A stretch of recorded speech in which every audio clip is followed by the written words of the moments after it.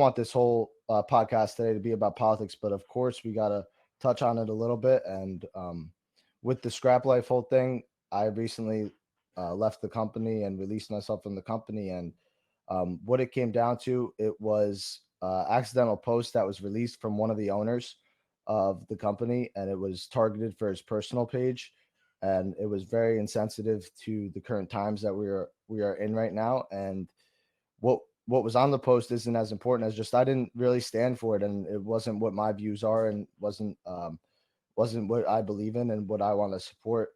Um, and growing up as a kid, I had all these different kind of role models I looked up to, and a lot of them were wrestlers. Even though wrestling is growing and growing, we've always had role models and people that were high in the sport. And I looked up to guys like Cal Sanderson, and when I was a kid, and now like when I was an older high school athlete, like guys like Jordan Burroughs. And I got to follow them on social media very closely, follow their blogs, try to see everything they were doing inside and outside of the sport. And even outside of wrestling, I liked baseball. I liked guys like Derek Jeter. And those are very high character guys that you got to follow very closely. And not that I just need to be a perfect image, but part of it is when this all happened, it was affecting how people were looking at me, and I really felt that in a quick time. It was affecting people. Were putting the views of a certain individual and certain company, Scrap Life, and putting that image on myself. And as a role model in current times, fast forward, I'm a role model now to kids, and not a huge pull like some of the names I said, but in my certain niche, I have a lot of influence over kids and over different people, different wrestling communities. And I want to stand for what I believe in, and I want my people to know my brand and look at my brand and be able to associate what I stand for with that brand. And brand is a cliche thing in these times, but like it goes a long way. I want people to see Mobbin or see Anthony Ashnault and know that I'm a good person, and I go compete hard, and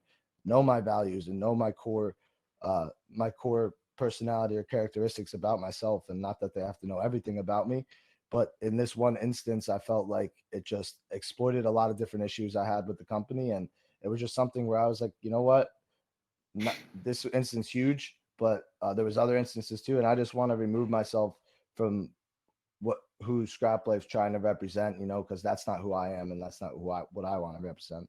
And being at this part of the sport, winning's not everything, and associating with maybe getting more money or just the winning, whatever the winning thing is, it's not everything.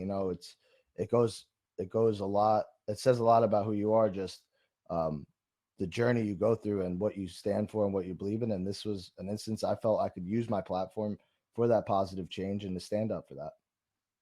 Yeah, I applaud again. I applaud what you did, man. Those are your core values and what you believe in. I know you had some really influential people in the wrestling community kind of come at you at first, but I think you knew what you wanted to do right away, and I think it was the right decision.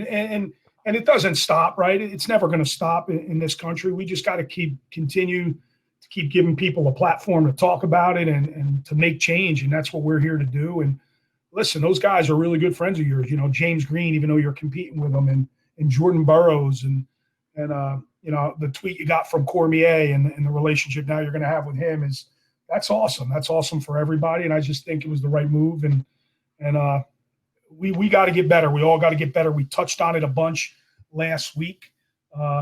And we'll probably hear. I'm anxious to see what Coach Mundy says about it, if he even wants to talk about it. But it's an area where, again, this didn't just happen with the George Floyd situation, right? This goes way back, and it's happened every day.